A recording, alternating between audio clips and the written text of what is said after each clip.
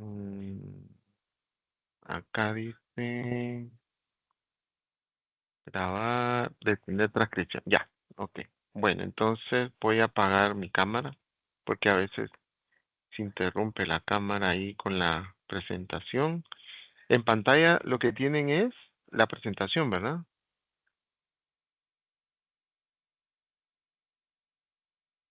Hola, jóvenes, si Sí, pueden sí, confirmar.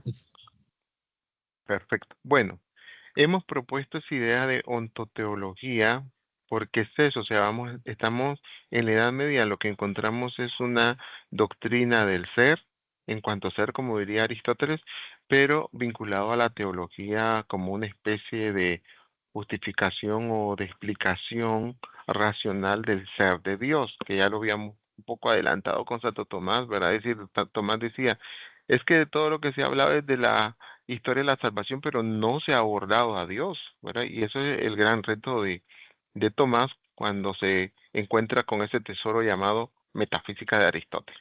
Pero entonces a todo este periodo escolástico le vamos a llamar ontoteología o metafísica y teología en la Edad Media, ¿no?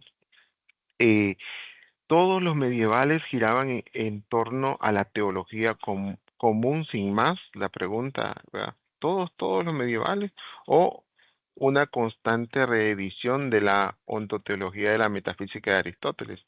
Hay que aclarar que el pensamiento medieval se identificaba mucho menos, en este caso, de lo que se cree con el pensamiento metafísico, fíjate, porque ya, bueno, ya hemos adelantado un poquito con Tomás de Aquino que abordar la metafísica de Aristóteles era como abordar algo prohibido, ¿verdad? Entonces, si bien es cierto, en el siglo XXI nosotros pensamos que la escolástica se dedicó a la metafísica, es que la estamos juzgando en la distancia del tiempo ya recorrido.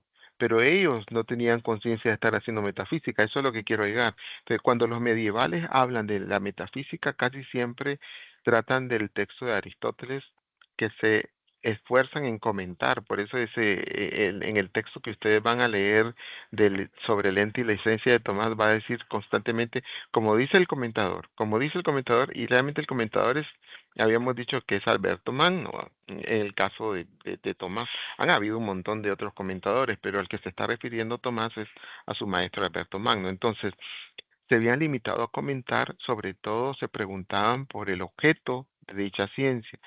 Era ese otro pensamiento que tanto habían buscado los grandes pensadores paganos del mundo griego, teniendo en cuenta que la metafísica clásica encerraba elementos contrarios a la revelación, sobre todo ustedes se recordarán el tema de la eternidad del mundo, ¿verdad? El mundo es eterno, no ha sido creado, decían los griegos. Entonces, la metafísica es algo como extraña a la Edad Media. Es decir, mejor si no tocamos esos temas, podrían haber dicho ellos. Ante esta extrañeza son posibles dos actitudes. La primera sería reforzar la heterogeneidad o desconsiderando en este caso el pensamiento metafísico o racional porque se le juzga herético o inútil o incluso un acercamiento maligno, ¿verdad? Maligno no en el sentido del espíritu, sino en el sentido de, pues, dañino, ¿verdad? O la otra actitud es intentar apropiarse del carácter extraño, mostrando que la revelación se encarga de completar el esfuerzo explicativo de la razón natural que anima, en este caso, la metafísica. Además, la Edad Media solo se interesó tardíamente hasta el siglo XIII, específicamente en la metafísica, exclusivamente la de Aristóteles, porque lo único que conocían de Aristóteles en Occidente fueron las obras de la lógica, especialmente traducidas por Boecio. Entonces, vamos a continuar acá. La pregunta inicial, que es lo que les decía antes de empezar la clase, es esta. ¿La Edad Media fue una época metafísica? Los escritos de Aristóteles constituían pues en la Edad Media un análisis riguroso y definitivo de las operaciones del pensamiento humano como un instrumento introductorio a las obras de Platón. O sea, prácticamente Aristóteles estaba al servicio de las obras de Platón, o por lo menos así lo utilizaban. Entonces, el retorno de Aristóteles a Occidente se realizó por medio del Oriente bizantino, sirio y árabe. Fíjate, tres frentes ahí, ¿verdad? sirio, el bizancio y el mundo árabe. Entonces, los filósofos del mundo árabe revalorizaron la metafísica. En este caso, le llamaron también ciencia divina, como se recordarán con Avicena, que podía conciliarse con el Corán. Los traductores de Toledo, estamos hablando ya en España, ¿verdad? Trasladaron al latín las principales obras árabes y los escritos metafísicos de Aristóteles, que después van a utilizar Alberto Magno y Tomás de Aquino, quienes se toparon con el desafío de la censura de la Iglesia a la lectura de la metafísica de Aristóteles. Incluso se mantuvo mucho tiempo en el índice, ¿no? Debido a que en este caso contradecía la doctrina oficial de la creatio ex nihilo, ¿verdad? Ese era el gran problema que enfrentaban ellos. Y otro asunto es el tema de la pistis, ¿verdad? La pistis sería la fe, ¿verdad? En este caso, déjeme ver, yo creo que, no sé si puse. No, no, no, aquí ya voy hasta San Anselmo. No, la pistis en este caso, mientras que la palabra pistis en griego significa creencia o fe, ¿verdad? Mientras que la metafísica griega pues basaba su autoridad en la reflexión, en una reflexión que procedía de la propia razón. Se recuerdan ustedes en filosofía antigua, el concepto razón está vinculado con la actividad de la mente, del entendimiento que decían los griegos como nous o noesis. La metafísica de la Edad Media, a diferencia de la antigua, por así quise decirlo, depende más bien de la evidencia de la fe. Fíjate, si realmente la primera filosofía, la primera metafísica ha ido en contra de la fe porque decía, es que la fe es un tipo de conocimiento, pero es un conocimiento débil. Nosotros necesitamos un conocimiento racional, un conocimiento demostrativo. Entonces, la filosofía tiene que ser un conocimiento superior al de la fe y aquí se invierten los papeles, porque a pesar de la oposición de la razón y la fe, que sería la pista, saca sus verdades de la revelación y esta, entonces, hasta cierto sentido, está depositada en un texto sagrado que es la Biblia, en el caso del cristianismo o el judaísmo en parte, ¿no? Y el Corán en el caso del mundo islámico, ¿no? Entonces, la pistis, o sea, la fe, era para Platón un grado inferior y muy imperfecto de conocimiento por ser un tipo de saber de opinión de la certeza sensible o la evidencia. En la Edad Media se invirtió este orden oponiendo la creencia a la revelación, que sería la fe, la pistis, a la razón humana. ¿De acuerdo? Entonces, el conflicto entre fe y razón es muy antiguo. Los filósofos religiosos no se han puesto de acuerdo desde el primer siglo, porque recordemos la antipatía recíproca que se dio, que es una posición antiintelectual de la fe cristiana frente a la sabiduría racional. A partir de la conversión de Constantino en el 312, siglo cuarto, ¿verdad? Inicio siglo cuarto, 312. A partir de la conversión de Constantino, el cristianismo empezó a imponerse en el mundo romano o en el mundo imperial, por así decirlo. A partir de entonces, el esfuerzo filosófico de Occidente latino fue en buena medida un esfuerzo teológico. Eh, Recordarán después que el emperador Justiniano mandó a cerrar la última escuela de filosofía griega, la del neoplatonismo de Atenas, en el año 529. O sea, estamos hablando a mitad del siglo sexto. Fue así como la herencia cultural de la metafísica occidental quedó interrumpida.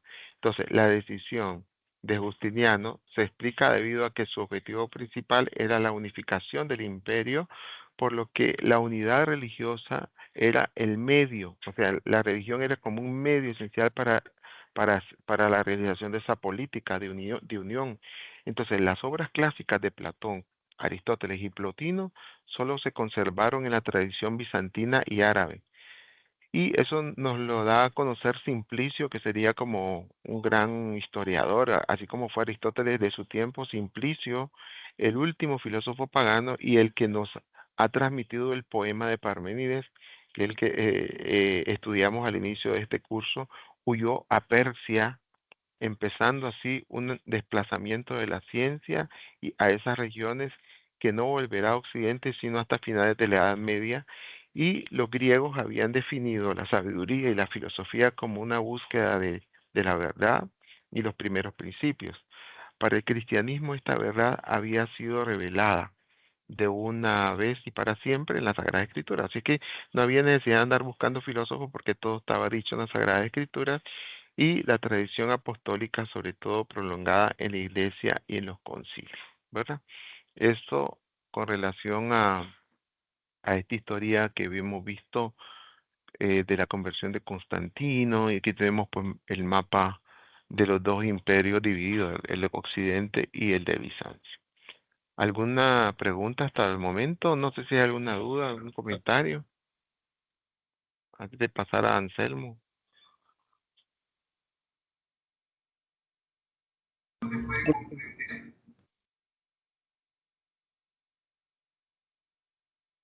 Profe, ¿me escucha? Sí, adelante. Profe, una pregunta. Usted dijo que Platón, Aristóteles y Plotino habían sido recuperados por los árabes, pero dijo otra palabra en relación a esto, no me acuerdo cuál era. Sí, digamos que las obras clásicas de Platón, Aristóteles y Plotino se conservan en la tradición bizantina y árabe, Ah, ese, ¿ok? Bizantino. De Bizancio, digamos, lo que tenemos aquí a la derecha, ¿verdad? Ese mar que está metido acá, ese mar, este mar grandote es el mar Mediterráneo, pero ven que hay otro metido acá también, Sí, ese es el mar Negro, y por aquí digo yo, no sé si estoy señalando o no, déjeme ver si busco, encuentro algún puntero acá. No, bueno, sí, creo que puedo dibujar, déjeme ver, pero le voy a vemos el dibujar. cursor, profe. Puntero, aquí está, ¿ya vieron el puntero? Sí, Aquí está Ucrania, Ucrania. Ucrania tiene un gran mar, miren, el mar Negro, el mar que está ahí. Bueno, todo esto es Bizancio, Occidente, Oriente, ¿verdad? Macedonia, aquí tenemos Grecia, ese es el Peloponeso que decíamos que es Esparta, este es Creta, las islas Cícladas, Chipre, Asia Menor, que era donde empezó la filosofía, ¿se recuerdan? El mapa de Asia Menor. Aquí está sí. Mileto, por aquí está Troya arribita.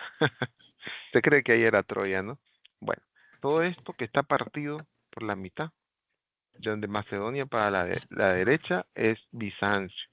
Y de acá para acá está la bota italiana, Roma, todo es Occidente. Entonces, cuando Justiniano en el 529 expulsa, cierra en Atenas la academia, todos se van para acá, para el mundo del Oriente, Siria, ¿verdad? Árabe, etcétera. Sí, no sé si eso contesta su pregunta.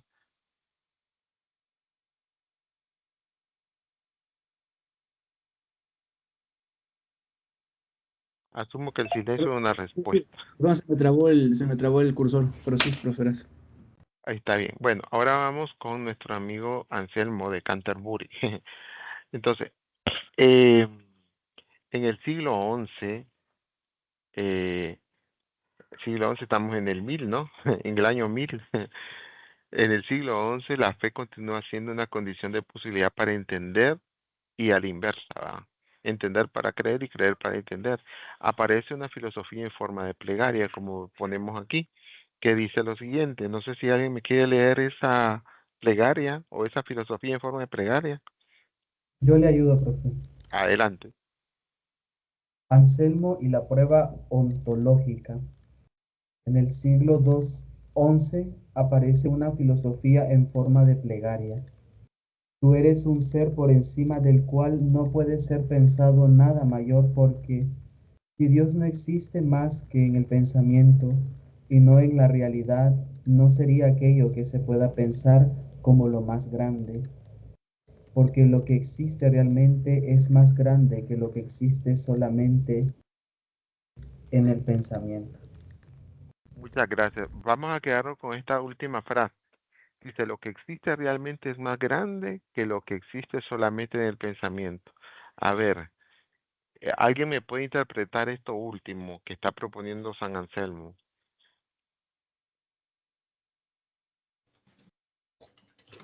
Sobre eso, hace poco leía que hace un ejemplo de una pintura y un pintor. Sí, correcto, es cierto. A ver, díganos ese ejemplo que propone él del pintor y la pintura.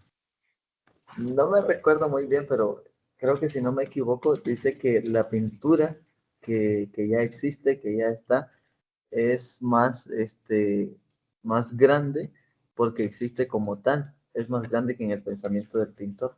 Creo que es así, si no me equivoco. Es correcto. Y eso, con eso llega, imagínense que con un ejemplo tan simple, Anselmo quiere llegar a la demostración de la existencia de Dios. O sea que Dios es más algo más grande que el pensamiento y por lo tanto tiene que existir. Llega a ese punto, llega a ese razonamiento Anselmo. Y con eso como queda concluido de una manera priorística la existencia de Dios. Muchísimas gracias, Eric. Eric fue, ¿verdad?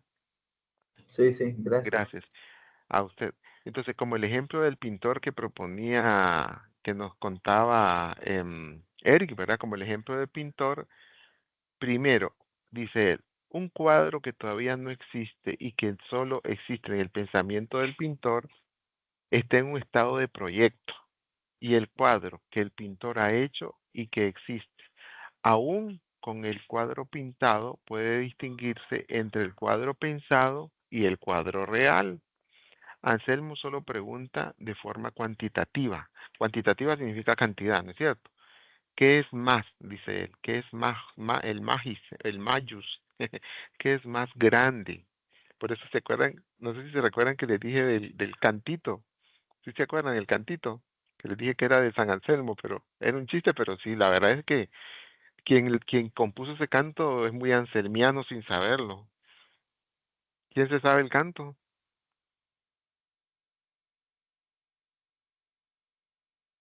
Ah, Rodrigo. A ver, Rodrigo. No, no tengo idea, fíjese. No me Ay, recuerdo, nunca lo ha cantado, Rodrigo. no me recuerdo Tan a alto cuál se refiere. que no puede estar arriba de él, tan Ah, bajo que no ya, puede estar. sí. Va, ese es San Ajá. Anselmo. San Anselmo. O sea, San Anselmo solo pregunta en términos de cantidad, de lo cuantitativo, en este caso, más grande el cuadro pensado o el cuadro real. Anselmo responde que es el cuadro pintado es más que el cuadro real, porque comprende ambos. Es decir, el cuadro que está en el pensamiento del pintor y el que existe. Entonces, la comparación entre el ser pensado y el ser real conduce a la inteligencia a pensar el segundo como superior y el primero como algo que es más aún, diría él, ¿no? Y continúa él en su argumento, Dios es lo más grande cuando se pueda pensar. O sea, si incluso si tú tienes una idea de Dios, se queda chiquitita comparado con lo que Él es. Entonces, por lo que yo no tengo una idea previa adecuada de Dios y que sí, por ventura, dice él, por ventura, y que sí, por ventura, tuviera una, Dios es todavía más grande que todo aquello que pudiera pensar. Dios es tal que sobrepasa cualquier concepto, algo así como un no concepto de Dios. Y en esto se parece a Plotino, porque está diciendo, es que ni siquiera, Disculpe, aló, ¿sí? Escucho. disculpe, soy Javier. Esto estaba levantando la mano desde hace rato. No las mira, ¿verdad? No, por eso es que les pido que me interrumpan, porque no las miro porque estoy con la presentación. Ajá, adelante. Es que, bueno, ya que ya lo interrumpí, pero es que solo para hacer una comparación, porque ayer, para dar un aporte, sí puedo. Eh, Claro que sí, correcto, adelante, ok. adelante. Entonces, ¿por qué me llamó mucho la atención este pensamiento de San Anselmo? Él es Sí. contemporáneo, una pregunta, bueno, la primera, él es contemporáneo con San Buenaventura, No, es antes, es mucho antes, antes, incluso ¿verdad? Ah, sí, es porque estamos es del en 12. el siglo, Buenaventura. en el siglo 11, o sea, el año 100, y Ujú. Buenaventura es en el siglo 13, o sea, 200 años antes de San Buenaventura y antes de Santo Tomás. Es que, bueno, para dar el aporte que ayer, pues yo exponía que hay una necesidad, bueno, según San Buenaventura, hay una necesidad del existir de él mismo gracias a su potencia y o sea, a su poder. Y en esto él dice que, bueno, más adelante en unos comentarios a los libros de las sentencias, él dice que Dios está presente en las criaturas a modo de huella. A modo de... Es de huella. Es Ah, sí, decir, sí, sí, yo les hacía a los hermanos un dibujo en la pizarra en donde yo dibujaba un pie, una tierra y una huella. O ajá, sea, el pie sí, había pisado la tierra. sí, El pie era Dios, la tierra era eterna, por lo tanto la huella es coeterna, porque viene del pie. sí, Entonces, y que, ¿verdad? Reflexionando y haciendo el resumen, pues esto significa de que Dios, ¿verdad? Lo que ha creado, pues, eh, por lo tanto, tiene como una huella de Dios. Las cosas creadas por Él, pues, tienen sí. algo de Él. Entonces dice acá, si Dios no existe más que en el pensamiento, entonces lo estoy relacionando con eso. ¿Será que entonces eso que queda en el hombre es ese pensamiento de Dios? Pero ni siquiera eso, dice San Anselmo, sino que más allá de ese pensamiento está Dios. Pues ese era el aporte. Muchas gracias, Javier. Sí, fíjese que San Buenaventura, no sé si usted el texto que está leyendo es el itinerario Mentis Dei, o sea, el itinerario de la mente hacia, el camino de la mente hacia Dios. Y No, leí los ¿cuál es? cuatro comentarios a los libros de las sentencias de Pedro Lombardo, Ah, de que Pedro dice San Lombardo. Buenaventura. Ajá. Excelente, buenísimo. Sí, también ahí hay mucha coincidencia con lo que del itinerario de la mente hacia Dios, porque lo que San Buenaventura abraza es el concepto de ejemplarismo. ¿Qué significa eso? Por ejemplo, ustedes se recordará que el Cántico de las Criaturas de San Francisco hace referencia a que alabado seas mi Señor. Laudato si significa alabado seas mi Señor por tus criaturas y empieza a describir como el Cántico de Daniel. No sé si cuando rezan el Cántico de Daniel dice bendito sea Dios. A ver, ¿cuál es que dice? ¿Cómo es el Cántico de Daniel que se parece al Criaturas cántico? todas del Señor, Correcto, alaban. eso, criaturas todas del Señor, bendecida del Señor, bendiciendo, así. Y va describiendo un montón de los mares, las montañas, todo. Parece un cántico de la criatura de San Francisco, ese cántico de Daniel. Gracias por recordarme cómo empieza. Y eso significa lo que acaba de decir Javier, o sea, ¿qué es una huella? En latín la palabra huella es vestigio.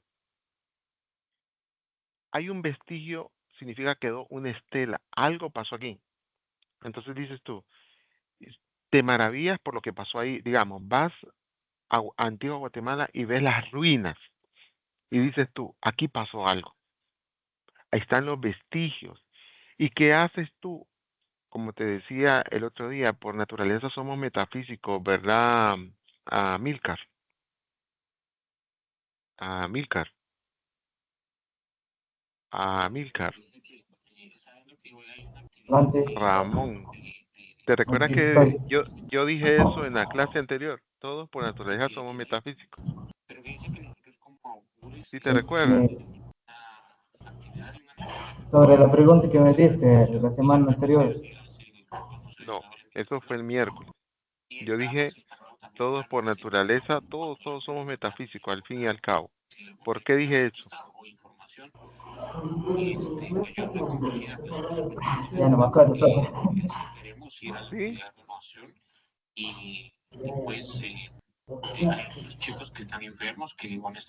Le podemos ayudar a Milcar a recordarle por qué dije eso, por qué afirmé que todos somos, al final del día, todos somos metafísicos. Porque todos investigamos. Correcto, 100 puntos, Rocío. Todos somos investigadores. Vamos a las ruinas de Antigua, vemos sus vestigios y decimos, aquí pasó algo. ¿Qué pasó aquí? Terremoto de Santa Marta.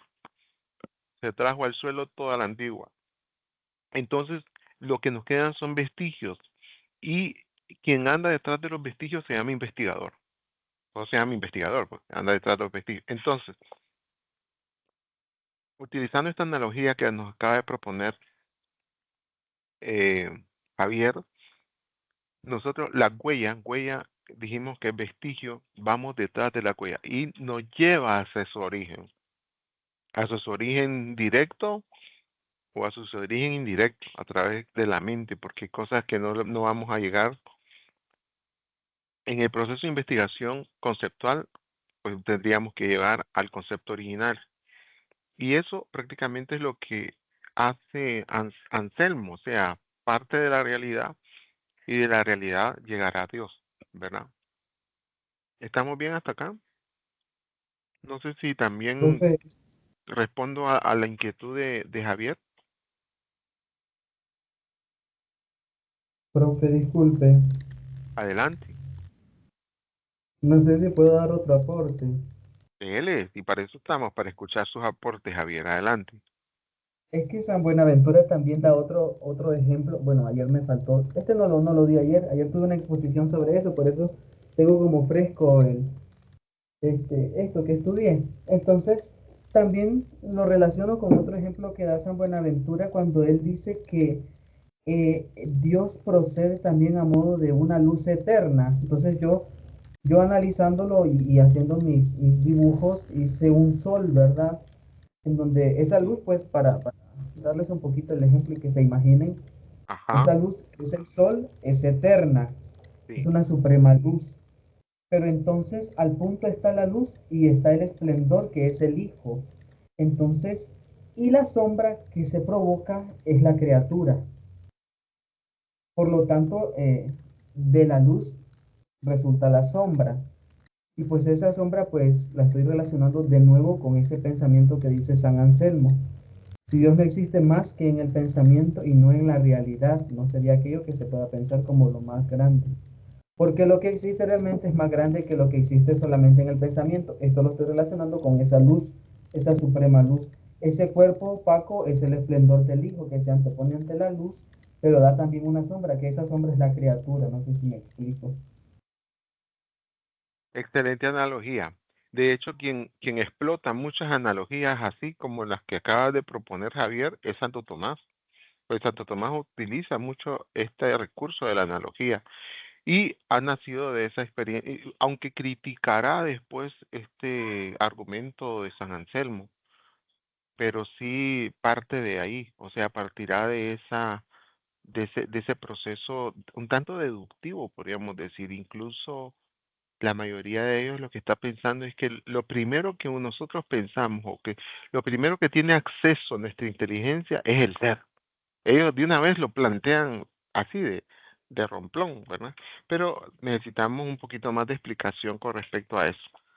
Gracias, Javier. Bueno, entonces, ¿por qué este argumento ha sido llamado ontológico? ¿Por qué? Dice, eh, nos preguntamos acá entonces, pues Anselmo no le puso ese nombre, fue Kant, 600 años después de Anselmo, o sea, porque a propósito del tiempo que me están preguntando, si Anselmo es del siglo XI, Kant es del siglo, ¿qué? 18, ¿no? Entonces, 600 años después, Kant le pone ese nombre, Anselmo, quien dio el calificativo de ontológico. Quiere decir que esta prueba reposa únicamente sobre el ser o sobre la idea de Dios tal como puede ser analizada por la razón. Prueba ontológica o a priori. Se distingue en este caso de la prueba a posteriori. Probar a posteriori la existencia de Dios es demostrar que ha de existir un ser primero y necesario por razón de sus efectos observables en el mundo, que es lo que nos estaba proponiendo Javier con la luz y la sombra, ¿no? Entonces, ahora bien, probar su existencia a priori supone quedarse en el ser de Dios mismo, tal como la razón se esfuerza en pensar. Entonces, la existencia de Dios se podría deducir a partir de ese concepto del ser de Dios o de su esencia y a lo que Kant infiere que considera algo totalmente un truco ilegítimo, le dice él, ¿verdad? Sin embargo, fíjense que no solamente Kant es el que va a, ¿cómo se dice cuando uno contradice algo? El que va a objetar Claro.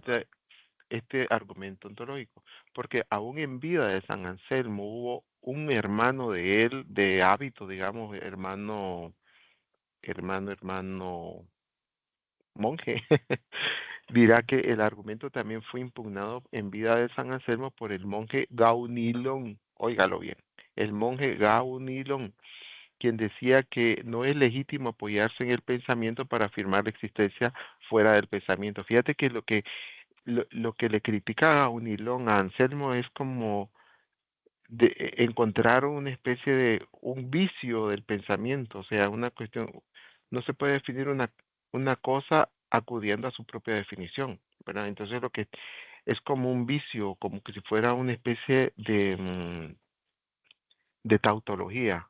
A igual a A, Javier igual a Javier, Diego igual a Diego. Es que no me está diciendo nada. Yo lo que quiero es conocer quién es Diego, quién es Javier, quién es Isaac, quién es Rocío. No. Entonces lo que dice Gaunilón es que no se puede apelar conceptualmente, demostrar algo y quedarse solamente en el concepto, ¿verdad? Eso es lo que está diciendo Gaunilón. En vida de San Anselmo ya había sido impugnado su famosa argumentación. En efecto, pues existir como objeto del pensamiento no es gozar de una verdadera existencia, es simplemente ser concebido, porque se puede concebir una cantidad de objetos irreales o incluso imposibles que, aunque estén en el pensamiento, no tienen ciertamente ninguna existencia fuera del pensamiento. Eso también lo va a decir un poco em, Etienne Gilson, que es un filósofo medievalista, ¿no? ¿Verdad? Es decir, cuando hablábamos el otro día del Quijote y que ustedes realmente me dijeran, me lo describieran al Quijote, aunque no existiera, existía en la mente, pero es un tipo de existencia ficticia o mental. Bueno, me toca ahora hablar un poco de este mundo árabe. ¿Cómo es que se fue a Aristóteles al mundo árabe? Ya hemos dicho por culpa de Justiniano que los expulsó a los filósofos y se fueron al mundo de Oriente. Oriente, pensemos Siria, ah, Persia un poquito también, ¿verdad? Todo ese mundo. Entonces, aquí tenemos a este filósofo llamado Avicena y él propone la famosa metafísica del Shifa. Yo creo que esa palabra es árabe, ¿no? O siria. Lo que comúnmente se llama metafísica en la historia del pensamiento medieval comienza hablando con propiedad con la recepción del corpus peripatético árabe. ¿Qué significa lo que acabo de decir? Corpus peripatético árabe. Significa toda la obra comentada de Aristóteles. O sea, ha de ser una inmensidad. Sería interesante que conociéramos toda la biblioteca de lo que se escribió de Aristóteles en ese tiempo, pero no creo que sea posible porque con la guerra han sufrido mucho los libros, ¿verdad? Que los queman, que los persiguen, etc. Pero pensemos en ese concepto del corpus peripatético árabe, o sea, todos los comentadores del mundo árabe sobre la obra de Aristóteles, donde se incluye la cuestión de la disputa del objeto de la metafísica. ¿Cuál es el objeto de la metafísica? El ser en cuanto ser. Y Avicena, que vivió en el año más o menos 890 a 1037, o sea, estamos hablando siempre del siglo X, XI, entre el 10 y el 11. Es un autor persa cuyos escritos fueron, no obstante, redactados en la mayoría en árabe. Como médico, Avicena dice que la ciencia divina ofrece una terapéutica. ¿Qué es una terapéutica? Bueno, es una ciencia o una actividad que tiene que ver con curar algo, ¿no? Curar algo. Entonces, mientras que la medicina busca curar el cuerpo, dice Avicena, la metafísica del Shifa o Kitabo al-Shifa es el libro de la curación, le llama él. O sea, él piensa que la metafísica es un libro de la curación del alma, porque también hay libros que curan el cuerpo, pero también él le llama así. Entonces, la obra fue traducida al latín, esta obra de Avicena, en Toledo. O sea, Toledo, ¿dónde queda? En España. Imagínense, tuvo que darle gran vuelta a eso desde el mundo árabe, pasando por el norte de África, porque no podía pasar por Italia, ¿verdad? Por el norte de África y llegó a la península, ahí donde está el Peñón de Gibraltar, ¿verdad? En ese espacio donde casi se besa Europa con África. Me estoy Profe, ubicando en su mapa mental de ustedes, más o menos o no?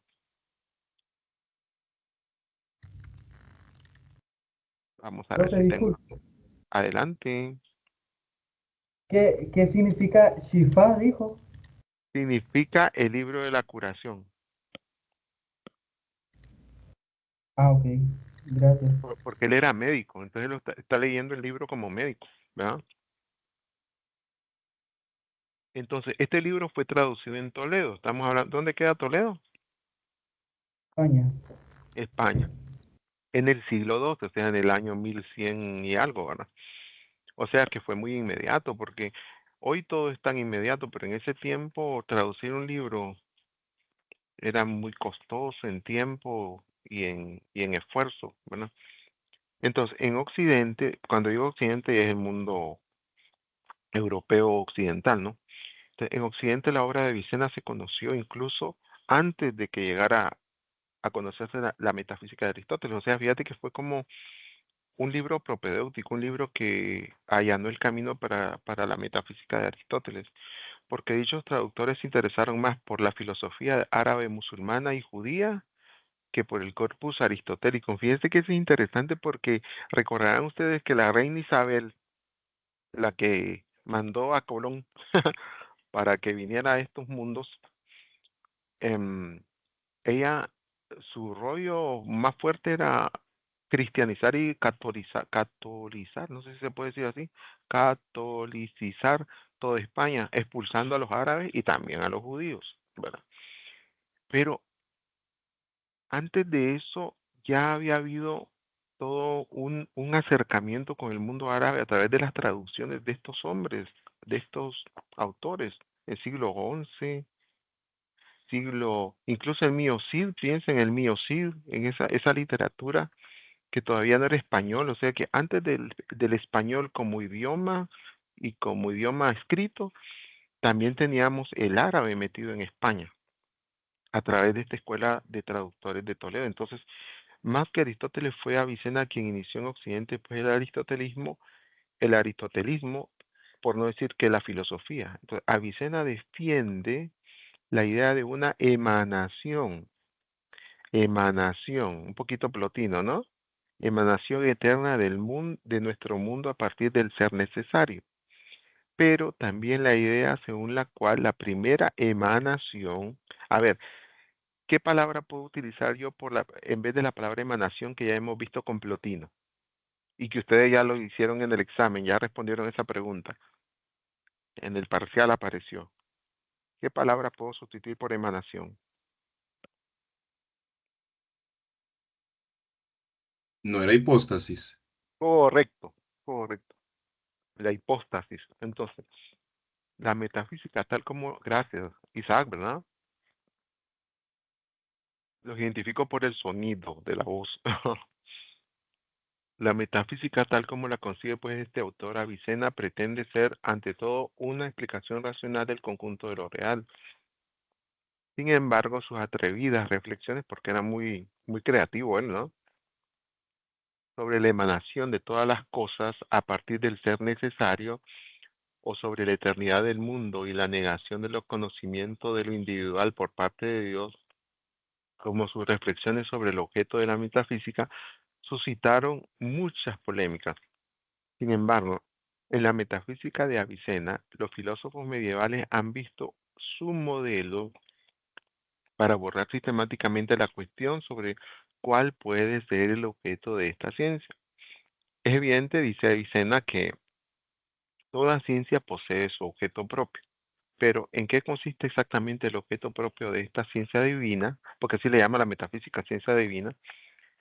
Aunque será necesario plantearse la cuestión de Dios en la metafísica, no puede admitirse que Dios sustituya su objeto propio o distintivo, porque si decimos que el objeto propio de una ciencia es Dios, ¿cómo se llama esa ciencia? Teología. Correcto. Y no estamos haciendo teología, es lo que está diciendo Avicena. Dado estos supuestos, las otras ciencias o son prácticas o son, en este caso, la física o las matemáticas, no tienen por qué demostrar la existencia de Dios si no se investiga esta existencia en la metafísica. Ninguna otra ciencia lo hará. O sea, ninguna otra ciencia puede dedicarse al estudio de Dios que no sea la metafísica, pero no es teología. Eso es lo que está queriendo decir. Está queriendo como poner las cosas en claro, Avicena. Otro objeto de esta ciencia podrían ser las causas primeras, ya que también tendrían que tratarse de la ciencia divina, pero tampoco ellas forman su objeto propio. Ante esta, ¿cómo se llama el callejón sin salida en griego? ¿Cómo se le dice callejón sin salida? Estamos en aprieto. ¿Cómo se le dice un callejón sin salida? No hay salida. ¿Cómo se le llama a esta situación en griego?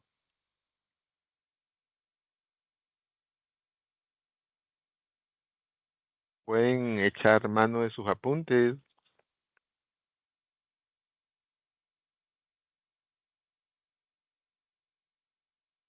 Bueno, no nos recordamos, se llama aporía. Ante esta aporía o callejón sin salida, la solución que ofrece Avicena constituirá en decir del objeto propio de la metafísica será el ser en cuanto ser. Pero eso ya lo había dicho Aristóteles, claro, pero recuerden que hasta el momento el único que tiene la primacía de esa información es Avicena, porque Aristóteles no está, todavía no había sido reconocido otra vez en Occidente, ¿no?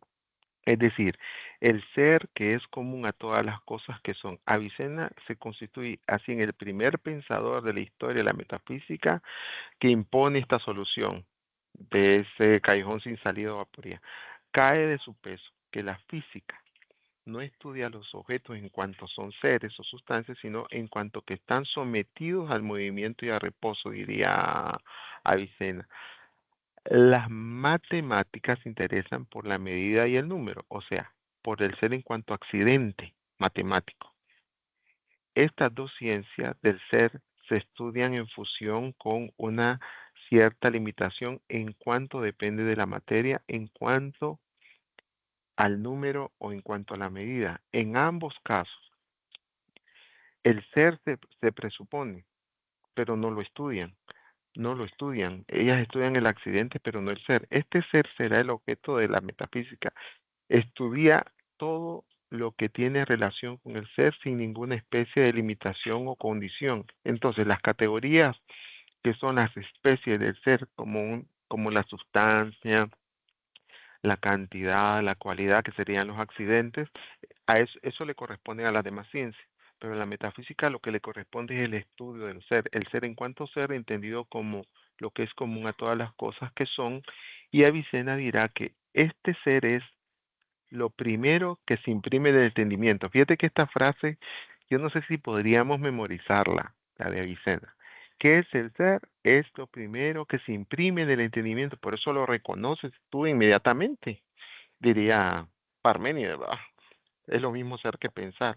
Una disposición de nuestra mente que tiende a afirmar la existencia de alguna cosa, lo cual quiere decir que contempla la cosa no en cuanto es esto o aquello, sino en cuanto existente.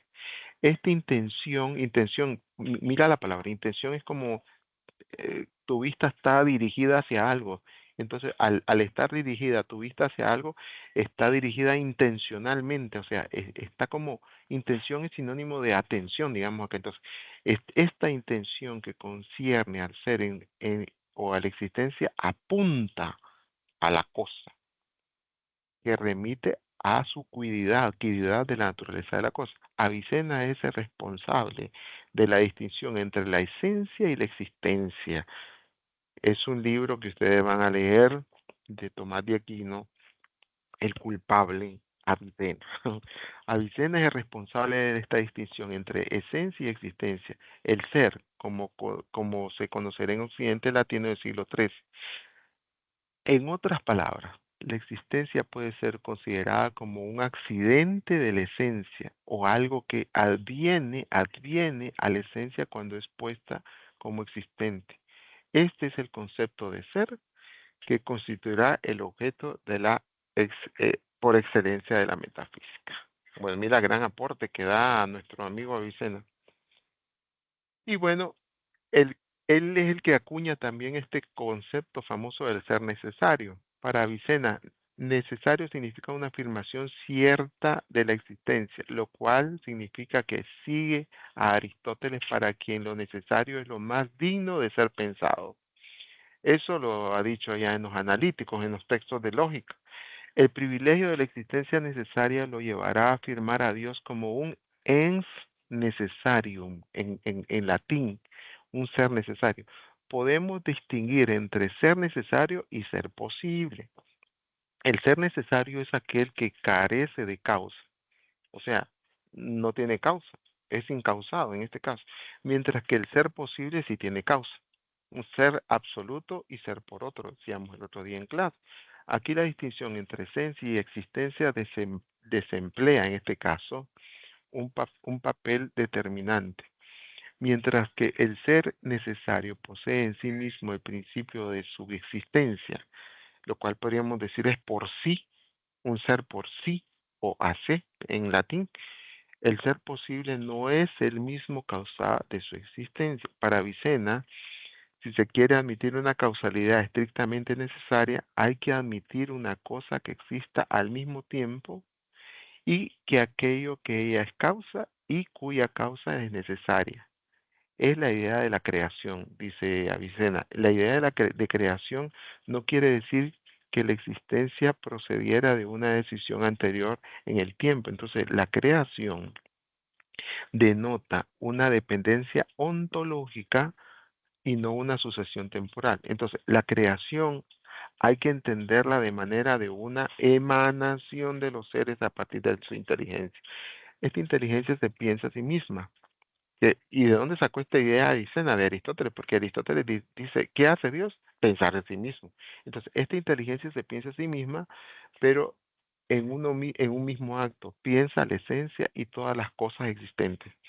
Para Avicena, Dios no conoce las cosas más que en un modo universal, a partir de su esencia. Como es principio de ser, Dios solo piensa las esencias de las que es principio y que solo conoce en un mundo universal. Su conocimiento de las esencias se efectúa en un solo acto. A fin de pensar esta compleja procesión de seres a partir del uno, como decía Plotino, Avicena apela a la doctrina neoplatónica de las hipóstasis. La primera inteligencia es la primera emanación. ¿Te recuerda el uno? El uno en Plotino para Avicena es la primera inteligencia, primera emanación. El uno engendra a su vez la inteligencia y luego la otra, ¿verdad? Y quiero hacer un comentario atrevido acá. Yo pienso lo siguiente, el dogma de la Inmaculada Concepción de María, propuesto por los franciscanos, específicamente por Duns Scoto, solo fue posible con toda esta reflexión de Avicena. ¿Por qué? Porque dice, si Dios es acto puro y pensó todo de una sola vez, pensó a su Hijo encarnado, pensó a la Virgen María de una vez.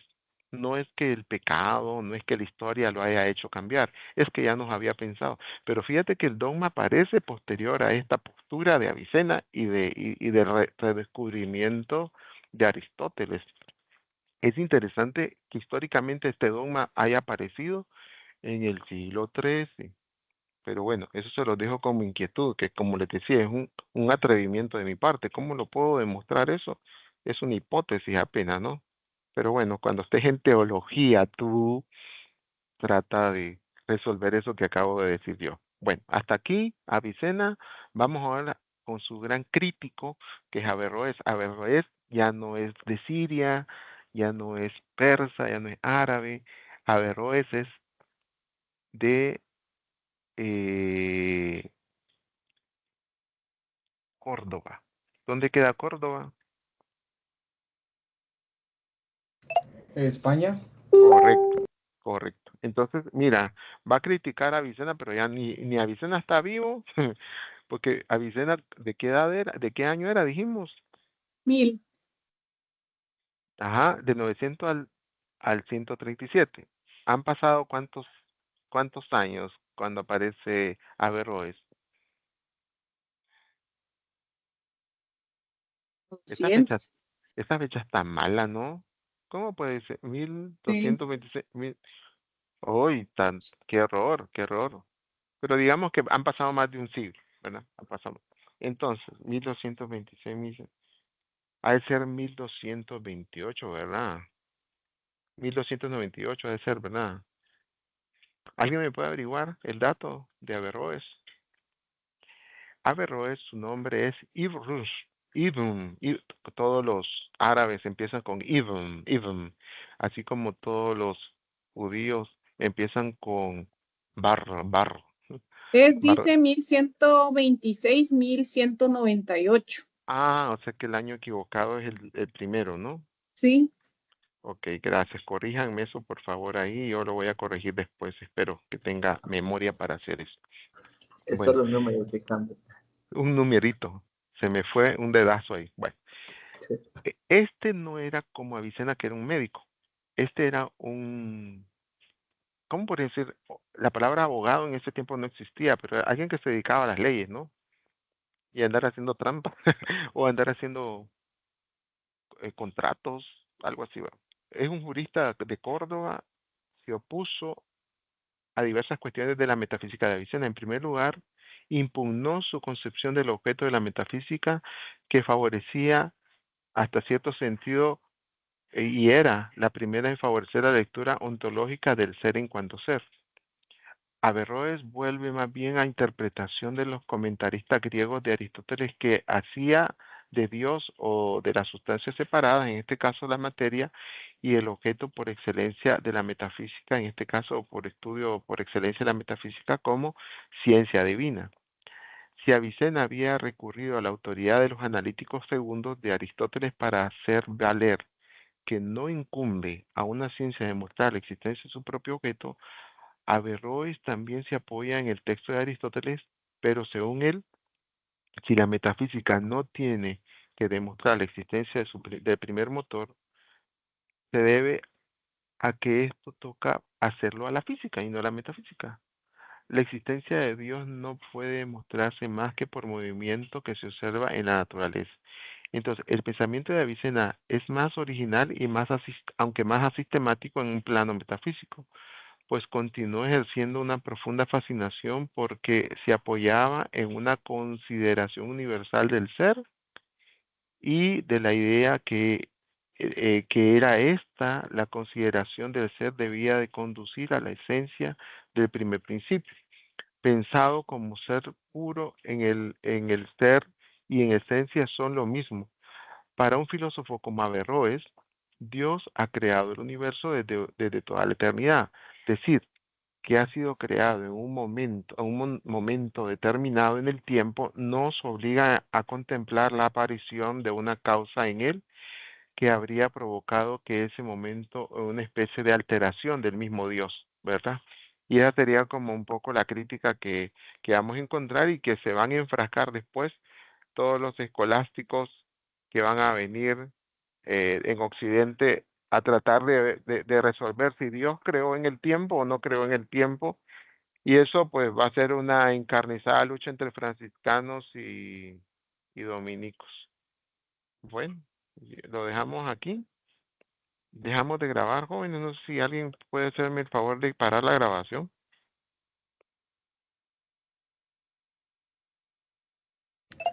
Creo que nosotros no podemos, profe. Voy a hacerlo yo entonces. Déjeme ver. A ver. Gracias. Vamos a ver. Grabar. Detener grabación. Ya la detuve.